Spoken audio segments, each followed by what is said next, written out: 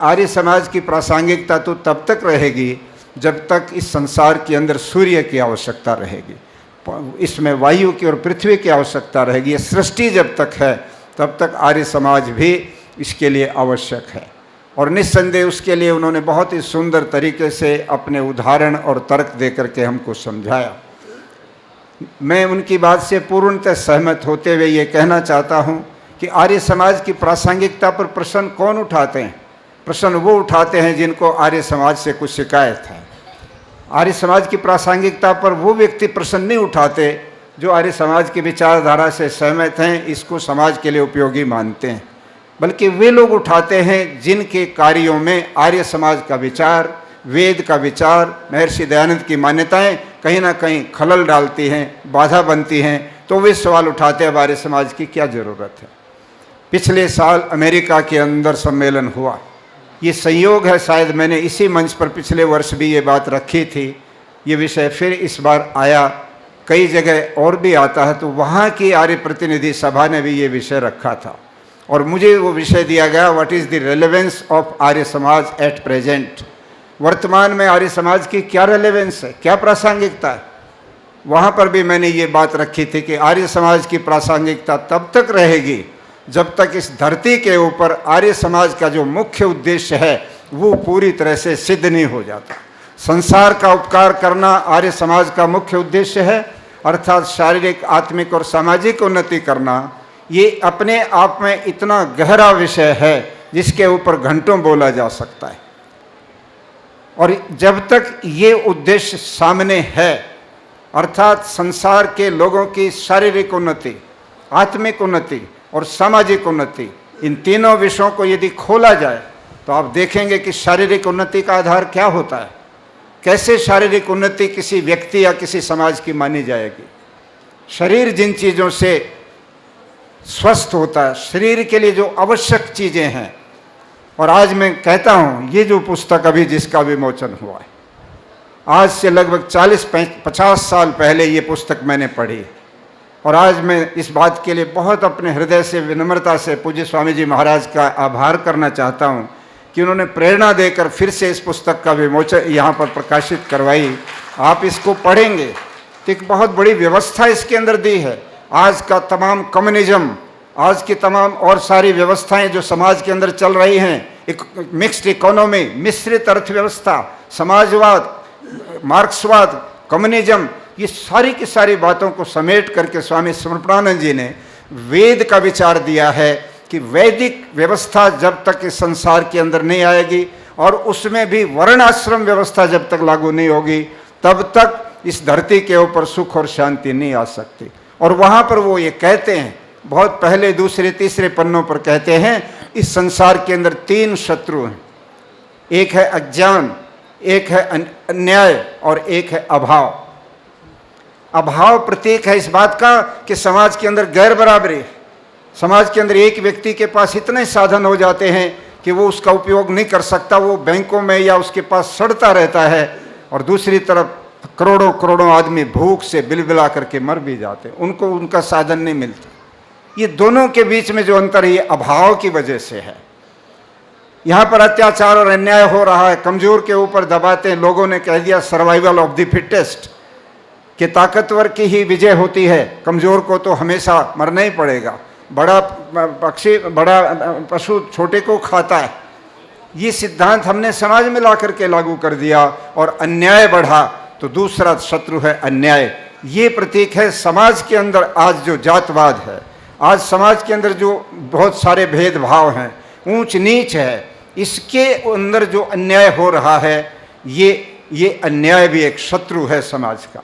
और तीसरा है अज्ञान, अर्थात जो आत्मिक उन्नति के लिए जो मार्ग संसार के अंदर आज हैं उपलब्ध, धर्म के क्षेत्र में जो लोगों को कहते हैं ये रास्ता अपनाओ, ये तुमको ईश्वर के साथ जोड़ देगा, ईश्वर से तुम्हारा सानिध्य हो जाएगा, तुम्हें भगवान की प्राप्ति हो जाएगी, तुम्हें मुक्ति मिल जाएगी, तुम्हें आनंद मिल जाएगा, और इस रास्ते पर तुम चलो। आप पूरी दुनिया के जितने भी पूजा पद्धतियां हैं, उन पूजा पद्धतियों की समीक्षा करके देखिए, वैज्ञानिक तर्कों के आधार पर समीक्षा करके देखिए, यदि वे उस उद्देश्य की तरफ ले जाने में सही हैं, सक्षम हैं, वो विधियां, तो उनको माना जा सकता है। और यदि वो उस उद्देश्य तक ले जाने में सक्षम नहीं है, तो पूरी जिंदगी भर आम व्यक्ति को, साधारण आदमी को, धर्म के ऊपर जमे हुए लोग, चाहे कोई मुल्ला है, चाहे कोई मौलवी है, चाहे कोई पादरी है, चाहे कोई पंडित है, चाहे कोई मठाधीश है, चाहे कोई और है, ये सारे के सारे लोगों ने लोगों के दिमाग पर ताले लगा दिए कि यही रास्ता ठीक है, इसको चुनो। और उस रास्ते का जो मंजिल है वो मंजिल ईश्वर है नहीं। मैं उदाहरण दिया करता हूँ, कई बार एक व्यक्ति ने इच्छा व्यक्त की कि बाघा बॉर्डर पर शाम को भारत और पाकिस्तान के सैनिक परेड करते हैं।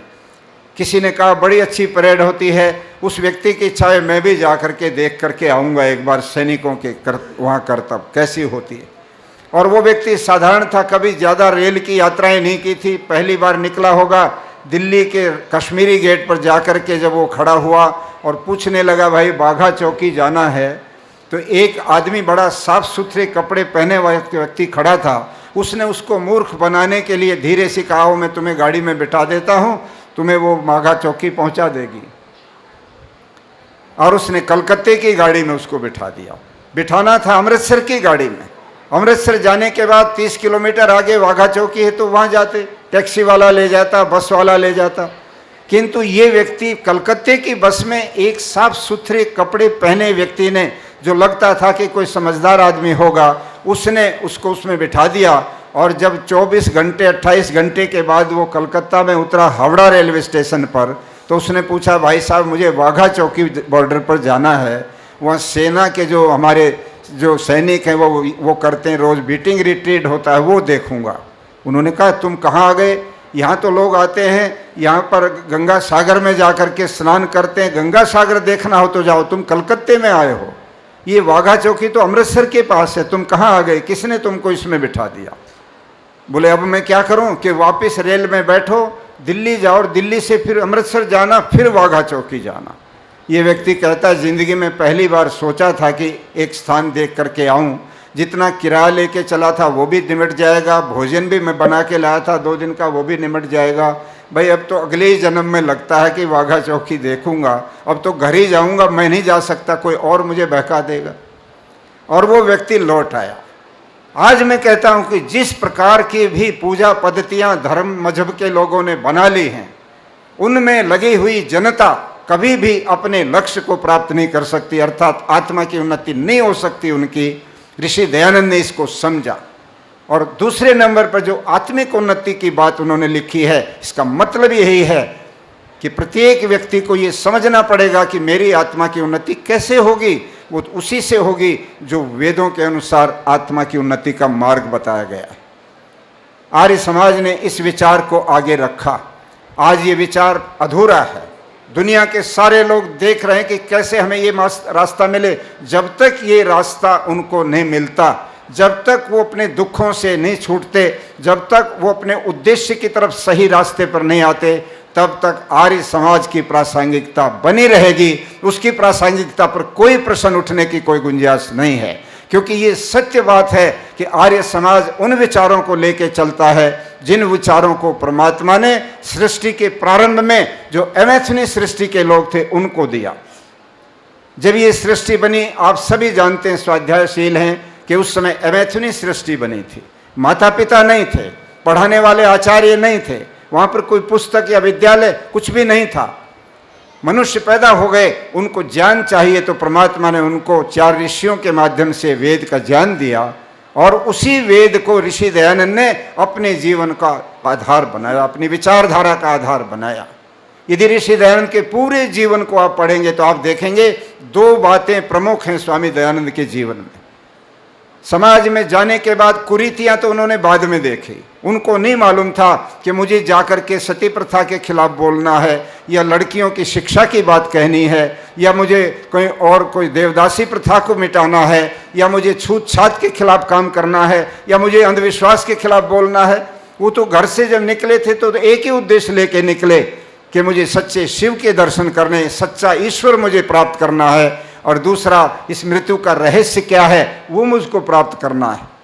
2 ही बातें लेके निकले। इसलिए पूरे स्वामी दयानंद के जीवन के अंदर एक ईश्वर और वेद, दो ही बातें मुख्य रूप से हम देखते हैं जिनके ऊपर वो पूरी जिंदगी भर काम करते रहे। एक ईश्वर की अवधारणा, संसार के, इस पूरे संसार की रचना करने वाला एक ईश्वर, कोई दूसरा देवी देवता नहीं। वो ईश्वर मनुष्य रूप में जन्म लेके पृथ्वी पर नहीं आता, उसको आने की जरूरत नहीं पड़ती। त्रैतवाद का सिद्धांत स्थापित करना, ये तमाम सारे स्वामी दयानंद जी ने जो रखा, उन्होंने ये कह के रखा कि मैं अपना कोई अलग से मत या विचार नहीं दे रहा हूं। जिस विचार को हमारे ऋषियों ने, ब्रह्मा से लेके जैमिनी पर्यंत ऋषियों ने माना है, उसी विचार को मैं आगे बढ़ा रहा हूं। और यही विचार पूरे विश्व के अंदर जो लोग रहते हैं उन सबके जीवन का कल्याण कर सकता है। इसलिए आर्य समाज की प्रासंगिकता पर कोई किसी प्रकार के डाउट की गुंजाइश नहीं है। वेद ईश्वरकृत, ईश्वर का ज्ञान है, मनुष्यकृत ज्ञान नहीं है। स्वामी सत्य प्रकाश जी कहते हैं कि जो श्रुति है वो तो ईश्वर का ज्ञान है, और जो शास्त्र है वो मनुष्यकृत है। जो मंत्र आए तो मनुष्य ने उनको लिख दिया, छाप दिया, किंतु ज्ञान जो आया है वो ईश्वर के द्वारा आया, और बाद में श्रुति के द्वारा सब लोगों के बीच में वो प्रकाशित और प्रचारित हुआ, और उसी को लोगों ने माना।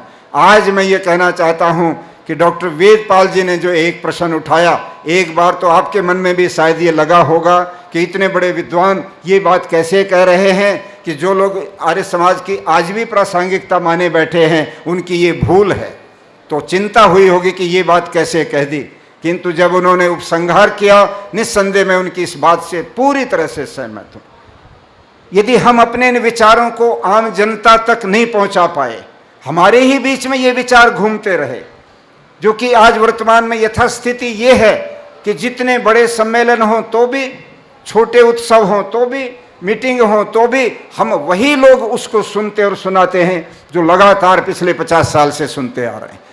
पुरानी पीढ़ी के लोग चले जाते हैं, परिवार के दूसरे सदस्य आने लग जाते हैं, और वही बात उसी दायरे में घूमती रहती है।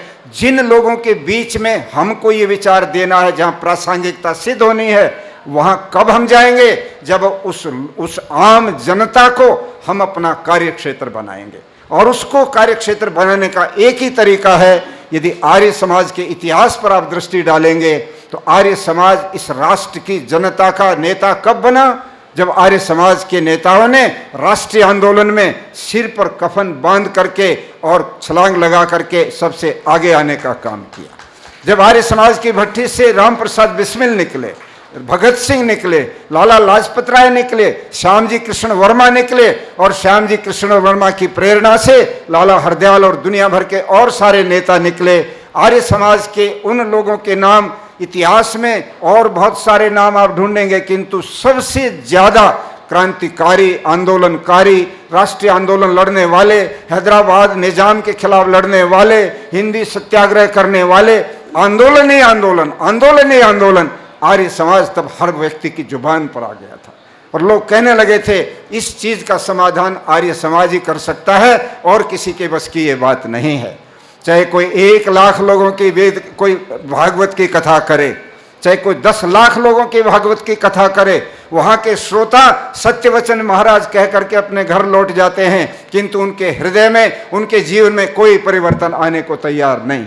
किंतु आर्य समाज के चुने गिने चुने लोगों में भी जब कोई बात रखी जाती है और वो विचार के साथ उसको जोड़ करके 2 कदम आगे बढ़कर उसको मूर्त रूप देने के लिए आगे आते हैं, वहां से लगता है कि हाँ, आर्य समाज अब लोगों के बीच में सारे समाज की नेतृत्व करने के लिए आ गया है। हैदराबाद का आंदोलन हुआ, किसके खिलाफ हुआ? आर्य समाज को कोई निजाम ने समस्या नहीं पैदा की थी। मंदिरों में बजने वाली घंटियां और उनके ऊपर लगने वाले ओम के ध्वज और इस प्रकार के और धर्म ग्रंथों के ऊपर प्रतिबंध लगाए गए। तब आर्य समाज ने इस बात के महत्व को समझते हुए कहा, आज तो ये मंदिर बंद करने के लिए आगे बढ़ा है, कल और भी सब चीजें होंगी, इसलिए पहले ही चरण में इसको चुनौती दे देनी चाहिए। और चुनौती इतनी जबरदस्त दी कि उस चुनौती का परिणाम निजाम हैदराबाद का जो हार थी वो दुनिया ने देखी। 4000 स्वतंत्रता सेनानी, जिनको उस समय की प्रधानमंत्री इंदिरा गांधी ने स्वर्ण पत्र, रजत पत्र दे करके उनको सम्मानित किया, उनकी पेंशन की, वो आर्य समाज के थे। देश के और कोई व्यक्ति उसमें नहीं आया जिसको वो स्वतंत्रता का वो मिला हो। तो निजाम के खिलाफ इतनी बड़ी लड़ाई लड़ने वाला आर्य समाज, और जब आज़ादी आ गई तो निजाम ने फिर ये कह दिया कि मैं तो अब विलय नहीं करूंगा, मेरी मेरी रियासत स्वतंत्र रहेगी। 3 रियासतें थी जिन्होंने कहा हम नहीं मिलाएंगे, जूनागढ़, कश्मीर और हैदराबाद। हैदराबाद के निजाम ने जब ये कहा, आर्य समाज के नौजवानों को गुस्सा आया कि यही निजाम जिसके खिलाफ हम लड़े थे, इसको हार की धूल चटाई थी, फिर एक बार हमको अंगड़ाई लेके खड़ा होना पड़ेगा। तो उस समय नारायण राव पवार, जगदीश और कई 7 नौजवानों ने एक क्रांतिकारी दल बनाया और निजाम के ऊपर बम फेंका। वो बम से मरा तो नहीं, किंतु एक उसके कान में ये चेतावनी चली गई कि अब मेरे दिन थोड़े रह गए हैं। आर्य समाज के नौजवान तो इस रास्ते पर आ गए कि मेरे प्राण भी ले सकते हैं। उनको गिरफ्तार किया गया और जिस समय 1949 में विलय होने लगा, उस समय सरदार पटेल गए, भारत के गृह मंत्री सरदार पटेल सर्किट हाउस में ठहरे थे। आर्य समाज का डेलीगेशन जाकर के मिलता है और कहता है जब तक नारायण राव पवार और हमारे साथी जिनको फांसी का आदेश किया हुआ है निजाम ने, और वो मनोहर जेल जो काले पानी की जेल बोलते हैं उसमें बंद हैं, वो यदि यहाँ नहीं आएंगे, उनकी फांसी का आदेश कैंसिल नहीं होगा, हम आपके जश्न में शामिल नहीं होंगे। आर्य समाज इसका बाइकाट करेगा। हमने आंदोलन किया, हमने अपने नौजवानों को आगे बढ़ा करके बलिदान के लिए प्रेरित किया और वो जेल में सड़े और हम यहाँ जश्न मनाएं, ये नहीं हो सकता। सरदार जी ने कहा मुझे नहीं पता इस बात का। डीजी पुलिस और सेना के अध्यक्ष थे JN चौधरी, जो वहाँ इंचार्ज थे, उनको कहा गया कि उनको जेल से निकाल करके और उस सभा में लेकर के आओ। लाखों लोगों की सभा के अंदर सरदार वल्लभ भाई पटेल ने कहा आज से इन नौजवानों की फांसी के आदेश समाप्त, और कोई भी जो इस आंदोलन में जिसने भूमिका दी उस पर कोई मुकदमा नहीं रहेगा। और उन्होंने घोषणा की थी यदि आर्य समाज इसके खिलाफ आंदोलन नहीं करता तो आज ये रियासत हमारे देश में विलय नहीं होती। इतना बड़ा इतिहास आर्य समाज का रहा है। इन आंदोलनों की वजह से आर्य समाज आम व्यक्ति के हृदय में अपनी जगह बना गया।